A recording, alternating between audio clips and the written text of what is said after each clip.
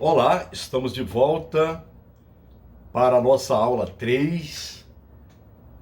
Este é o vídeo de número 4 da nossa matéria Teologia e Ecologia. Bem, a criação é boa porque é presente do Criador. É de profunda importância resgatar o valor da criação,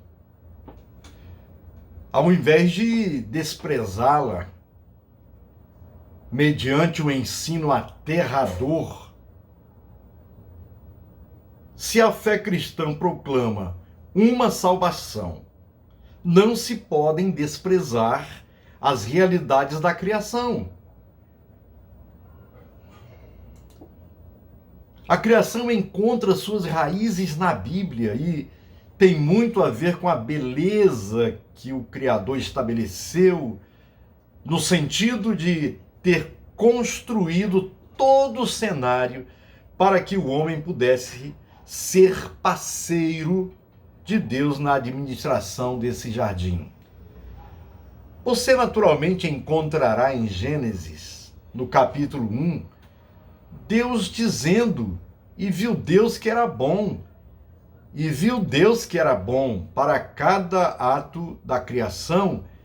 E quando chegou na criação do homem, no Gênesis 1, ele diz: e viu Deus que era muito bom. Deus vê o homem como um parceiro, Deus vê a mulher como um parceiro. A história e a possibilidade da possível transgressão estão escritas implicitamente na ordem da criação. Não podemos fazer vista grossa e passar despercebido aí a transgressão do homem. Ele é culpado. Porque Deus o criou com liberdade. Liberdade para dizer sim, para dizer não. Portanto, um homem suscetível de dizer não.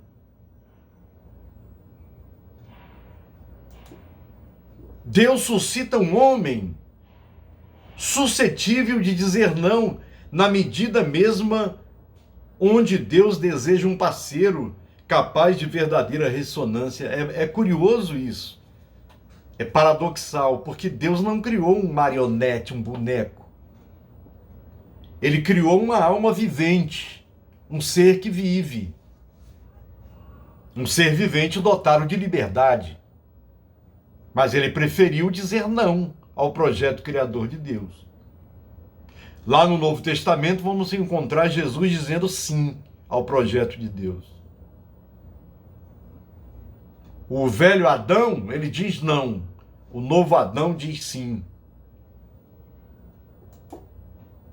O homem não é constrangido ao sim de forma nenhuma. Deus não pega o homem pelo pescoço e diz: você tem que dizer sim. Essa perspectiva coloca em cena o plano bíblico e afirma a consistência própria e autônoma do mundo e da realidade. A criação aparece irredutível como criada por Deus e em todo o seu instante é boa e benigna. Ela se encontra de forma diferenciada. Desde a sua origem do seu Criador, ela não se confunde com Deus, a criação, mas tem sua origem em Deus. O homem não se confunde com Deus e nem a criação própria se confunde com Deus, mas Deus é o seu Criador. E o ser humano, como criação de Deus, homem e mulher, foi criado dentro de uma estrutura complexa. Essa estrutura complexa é muito bem entendida na teoria da complexidade de Edgar Morin, um antropólogo francês. O que é o pensamento complexo para Edgar Morin? À primeira vista, a complexidade do latim complexus. Complexus no latim é aquilo que é tecido junto. é um tecido de constituintes heterogêneos, inseparavelmente associados, coloca o paradoxo do uno e do múltiplo. Imagina a nossa pele, é um tecido. Tecido que é inseparavelmente, tecido, esse tecido é inseparavelmente do corpo.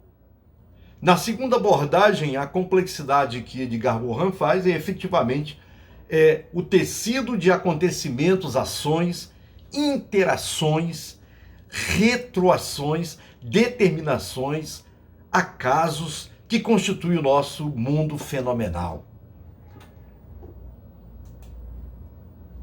É só você imaginar a teia de uma aranha. Está aqui, eu estou de frente para o retrato, a imagem de uma teia de uma aranha.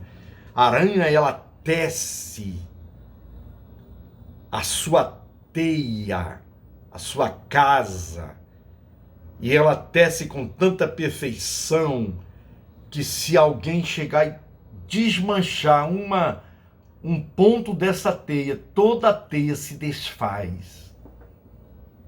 Isso é complexidade, é relação.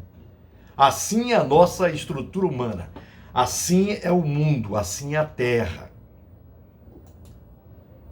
A realidade que cerca a vida humana e a de outros seres vivos tem uma consistência própria, rica e complexa. É o que diz Morin, Edgar Morin. Complexo é o que está tecido junto. Não existe a possibilidade de haver uma existência sem relação com os demais componentes da criação.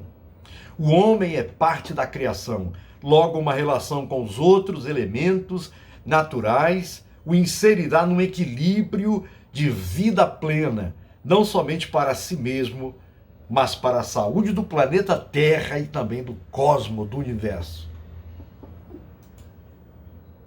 Isto é em função de ser a própria criação, dada a primeira como totalidade, diferenciada e organizada, luz e trevas, alto e baixo, seco e úmido, espécies diferentes, dualidade sexual, um homem complexo, enfim, uma diversidade dinâmica no coração da criação. Essa obra diversa é marcada pela presença de uma imagem de Deus, ao desenvolvimento de uma semana inaugural pausada num sábado, que veremos depois. Veremos depois dentro do nosso plano de aula. E aí nós chegamos ao final da aula 3, de Teologia e Ecologia, tratando aqui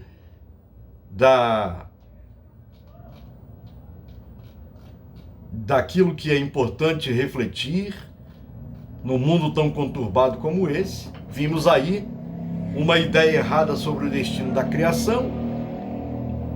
A criação, em segundo lugar, é boa porque é presente do Criador, e o ser humano vive dentro de uma estrutura rica e complexa, cheia de relações, onde não podemos romper com as relações.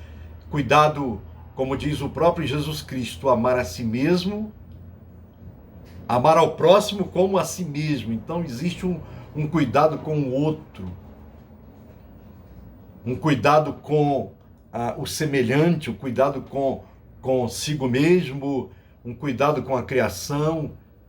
Então é preciso aprender a vivermos dentro do oikos da grande casa de forma relacional. Então até a próxima aula, que será a aula 4. E eu espero e desejo que você tenha saúde, tenha perseverança e continue assim estudando, se enriquecendo com a teologia e a ecologia. Um grande abraço e até a próxima aula.